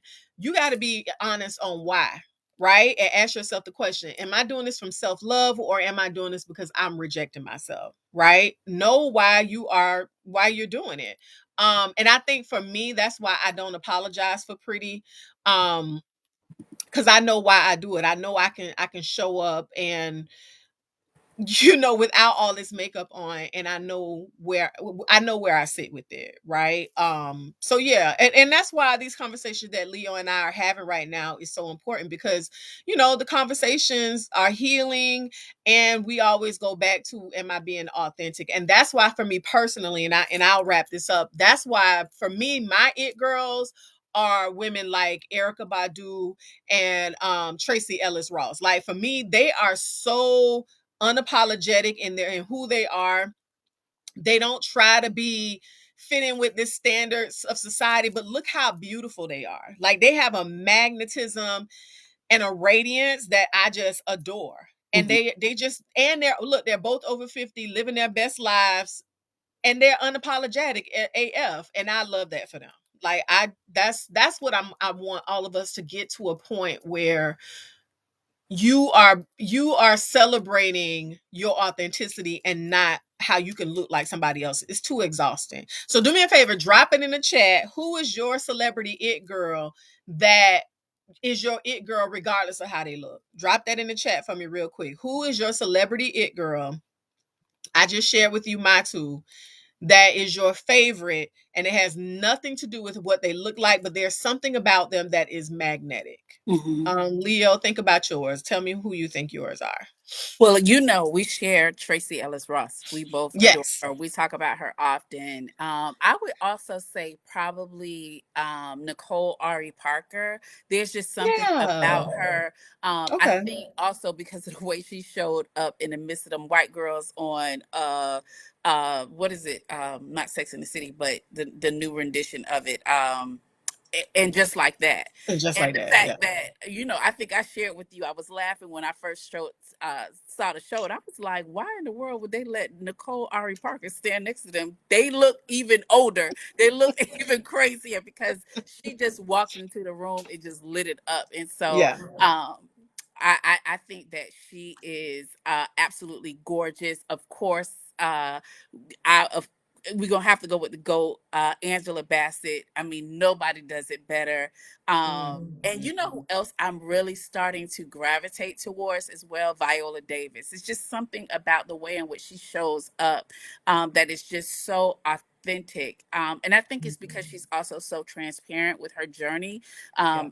She's just so pretty to me. Her skin is just so gorgeous to me as well. And so, yeah, I can name a number of women who have just decided and made the conscious decision about how they're going to show up in this chapter of their lives. And it doesn't feel like it's a performance. It feels like they're leaning more into peace, and they are floating instead of fighting. And to me, that's the true beauty. Yeah. I love that. Lala, don't do this. You're gonna make me cry. I love you. Lala said I'm her celebrity it girl. Oh, Thank you. definitely. Yeah, I love that. Yeah, I love that. Yeah, for sure. All right. Oh, I was just thinking about that, Rita, when Leo mentioned some of those women. I was thinking about Queen Latifah. She's Oh yeah, effortlessly definitely. gorgeous. She's just who she is, authentic. Absolutely. Yeah. All right, guys, drop it in the chat. Let us know because we are definitely gonna wrap it up. Yeah, I we love must this keep it real. conversation so much, friend. Thank you. Because y'all know this is my wheel, the beauty wheel. Um, I love it. But I don't, I know there is, when you talk about the price and the pressure of beauty, we're supposed to be, there's supposed to be like a pressure, don't, don't, don't. And I'm like, girl, ain't no pressure over here. Mm-mm. As long as you're doing it for the right reasons, you're good, right? And we all, what, another thing too, we got to remember that being pretty is not enough anyway. Like, especially Oh, not anymore. Like mm, our parents' generation, they showed up and they were like, you just needed to be, what's the word? Like you needed to look acceptable. yeah, Now this generation has gone too far with it, and people can't keep up with it, and people are over it. People are really, really over it. And because beauty is so accessible, anybody can get their makeup done. You can get a makeup tutorial, you can go buy some lashes, have a surgery. Anybody can be pretty. So I think now, which I like, everybody has to start being authentic and having personality and actually having something to say. And I think that's going to force a lot of us to be like less superficial, you know what I mean, and start pouring into our whole person and our whole selves.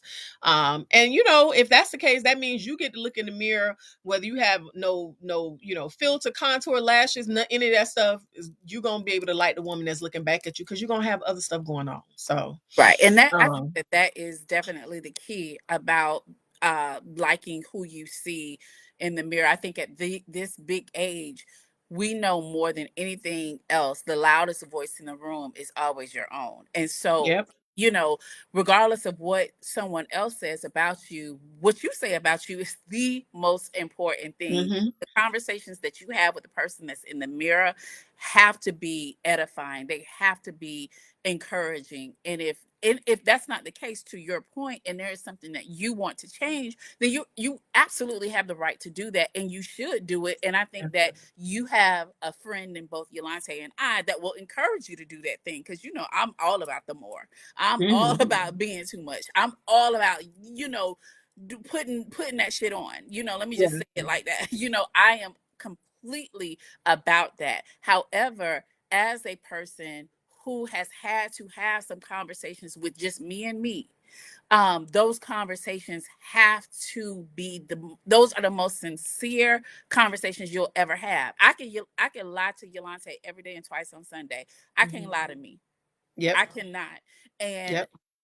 it is just so important that you understand what you and why you are doing whatever it is that you want to do. But the fact is that if you want to do those things, then girl, do them. And do them big, do them out loud. And Mm-hmm. also surround yourselves with people who are going to encourage those things for you. You understand what I'm saying? Like, I Yeah. remember when I was going through my skincare journey, I called Yolante. I told her, listen, there's something going on with my skin. I'm looking ashy. I have acne. I never had hyperpigmentation before. All of those things happened quarantining during COVID. For 2.5, almost 3 years, I did not have a skincare routine. When I surfaced again, I had this crazy skin. Something's going on. And she was a huge encourager of mine. Now I'm in a position where when people come to me and they're asking me about my Mm-hmm. skin, I'm like, okay, girl, let me write it down for you, and I'm going to give you the entire cheat Yeah. code at 50 years old, Yeah. because I want you to know and I want you to feel good about yourself. So you got to encourage. You have to surround yourself also with people who are going to encourage you to be your best and not downplay. Oh, girl, you don't need that. You need exactly what you need. You need exactly, and you're allowed to have it. Uh-oh, you're low again, sis. Uh-oh. Oh, there you go. Hello, You're back. hello, hello. You're back. It Okay. must be. It must be something. It's something. It's a I like don't know. little I something. don't know. But that part, saying for the people in the back, you need what you need, and we getting rid of all haters in 2025 and 2026 and beyond. Build yourself, surround yourself with a community of women who are loving, pour on you, pour into you, and allow you to be who you are in all the things. That part. All right, guys. Yep. Leo and I had well, I'm gonna say I did. Leo, you had a good time I framing. did. I did. I Okay, because I appreciate know you my guys. friend wasn't feeling. She ain't feeling 100, but honey, she looked 100, and well, not 100 years old. Y'all know what I mean. She looked like she worth You a know, million I bucks. would age myself. Girl, I'm 82 years old. Yeah, she liked it. She liked it. She likes to. By the end of a conversation with Leo, she's literally 76 years old. She's like, "Girl, ma'am, you're only 50. Stop it." Anyway, You so guys, thank you for enduring my coughing, and please keep me in no, your you're prayers. fine. I'm hoping to get over this pneumonia soon. I'm at the tail end of it, but I just can't get rid of this last Yeah. part of this cough. So please keep me in your prayers. I appreciate it. Yeah, we got you, friend. We always send in the prayers and love and good thoughts. La, I know that's right. Bye to all the haters, for real. Mhm. And even that little girl, that self critic inside you, Oh yes, for sure. we gonna nurture her and love her, but we gonna put her to rest. We're not gonna say bye to her because we need her, but we're gonna put her to rest too. Mhm. Okay. All Mhm. right, guys. I love you all. Thank you for having us back. We will definitely be back next week, God willing. I can't wait to play. As always, let us know if you guys have any topics, hot conversation topics that you guys think we can add an elevated, conversation, have an elevated conversation about. Leo and I are always open to it. Either DM us, message us. Y'all know we not judgy. We don't do any of that, holding our nose up, because we enjoy you all and you are now a part of our world and our community and our conversation. So, all Yeah, right, we will talk to you guys send us some foolishness, send us some mess so we can find a message in the mess. Love you guys. in the Mwah. mess. Love y'all. Bye.